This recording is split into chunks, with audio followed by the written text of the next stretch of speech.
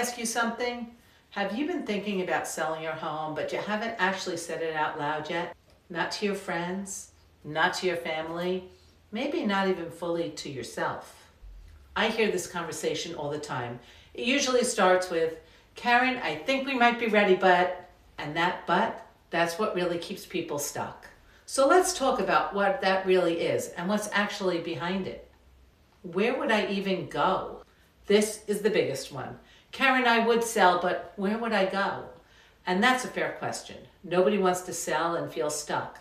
Nobody wants to rush into something or end up in a home that doesn't really fit. But once you start seeing your options, it becomes less overwhelming. Maybe that looks like downsizing locally. The kids are grown, the house feels too big, but you still want to stay close to friends and community. Moving into a bigger home. Some families simply outgrow their space. More bedrooms, bigger kitchen, more yard. A 55 and over community. Less maintenance, more lifestyle amenities built around this stage of life. Renting for a year. It's an option. I'll be honest, it's not my favorite. Sometimes it gives flexibility. Sometimes it just delays the decision. Moving out of state.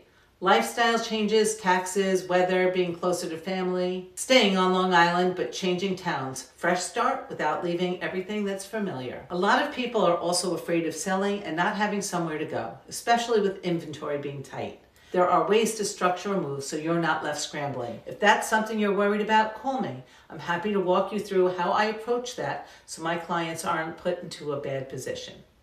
Once you understand what's possible, the whole thing feels a lot more manageable. Am I selling too low?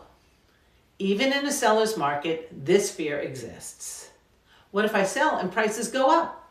What if I miss out?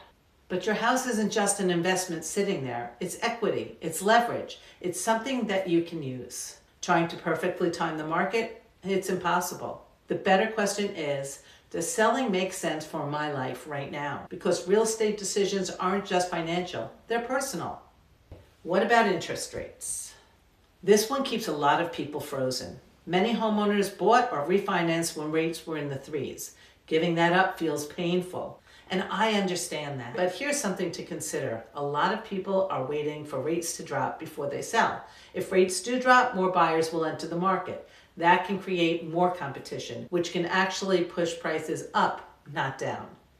Here's what really matters. If you're moving now, you need to make sure that you can comfortably afford the home you're buying today. That's the priority. And if rates come down later, you can refinance. Your payment could go even lower. So yes, rates matter, but they're not the only factor. Lifestyle, taxes, maintenance, stress, all of that plays a role. Sometimes people are holding on to a rate while everything else in their life is telling them it might be time for a change. Emotional attachment. You raised your kids there. You hosted holidays there. You lived real life there. Sometimes it's not the numbers holding you back, it's the memories. I worked with a couple who were planning to move out of state. The husband had reached out to start the process, and then he passed away suddenly. The house became more than a house. It was their life together. Letting go felt overwhelming. But she chose to move forward and honor what they had talked about. Moving didn't erase the memories. It allowed her to carry them into the next chapter. Holding on to a home because of grief or history is completely understandable. But sometimes staying isn't about the house. It's about fear of what comes next. When you start looking at your options, it becomes less about loss and more about what's possible. If this is something that you've been thinking about, I'd love to hear from you. Comment below. What's the biggest thing holding you back? And if there's a topic you want me to cover, tell me. These videos are for you, the real truth. Most people aren't stuck because of the market. They're stuck because no one has calmly walked them through their options. And they're afraid of the unknown. Even if something isn't working, at least it's familiar. There's comfort in staying put. We're creatures of habit. That doesn't make you weak, it makes you human. But when someone helps you see what your choices really are, the fear starts to shrink. Decisions feel less overwhelming.